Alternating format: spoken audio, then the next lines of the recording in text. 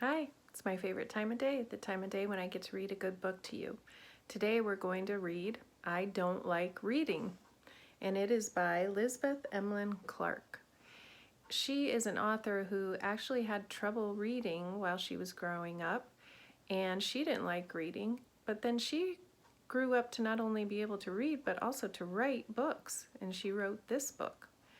Is there anyone out there who also doesn't like to read?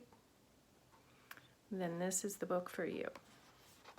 Reading does not come easily to a lot of people, right? I don't like reading. My name is Harry. I like playing football and drawing dinosaurs. I really like playing with my friend Tom. We swap stickers and climb trees. This is my little sister Lily. She can't read yet, but she loves looking at books. Lily always asks me to read her stories, but I never want to, because I don't like reading. Sometimes the words make me feel all dizzy. Sometimes the words look so little I can hardly see them. Sometimes the words look really big and go all blurred. Sometimes I think about having to read the next day and I can't sleep. Then I wake up with a tummy ache. Sometimes I worry about reading aloud and shared reading, in case I get muddled and everyone laughs. If there's a lot to read on a page, I forget most of it and then have to read it all again. Have you ever done that? I have. And look, then he says, if there's a lot to read on a page, I forget most of it and then I have to read it all again. I like writing stories, but I get muddled with the words and get cross, so I give up. What does he mean by he gets cross? Yes, cross is another word for mad. It's a synonym for mad or angry. One night before bed, I told my mom how I felt, and she said not to worry. She said she would go and speak to my teacher, Miss Maurice. The next day after school, Mom and Miss Maurice talked about the things we could do in class to help me.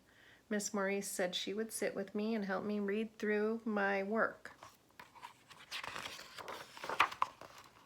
Miss Maurice spoke to Mr. Johnson. He is the special needs coordinator. He showed me different ways to help me with my reading, like using a ruler to put under the words so I don't lose my place. Have any of you ever done that? Also, I could have someone reading along with me until I give them a signal to stop and I keep going.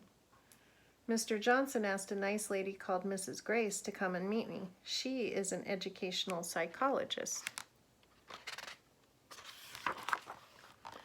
She had different games for us to play. We played a game where I had to remember things I'd seen and the order I'd seen them. We also played a game where I looked at a picture and I had to tell Mrs. Grace what was wrong with it. I really enjoyed this game. Mrs. Grace gave me pages to read on different colored paper. We found that for me, when the words were on green paper, I could read them more clearly. She gave me some green see-through plastic called acetate to take with me and use whenever I needed to read something. A few weeks later, my mom got a letter from Miss Maurice. It read, "Harry is a very clever young boy with a dyslexic profile." I said, "What's that?" Mom said it means my brain finds it tricky to understand words and hears them differently and gets the letters confused and jumbled up. Mom said that's why I find it harder to spell words and read the books that Tom can. Everyone's brain works differently, doesn't it?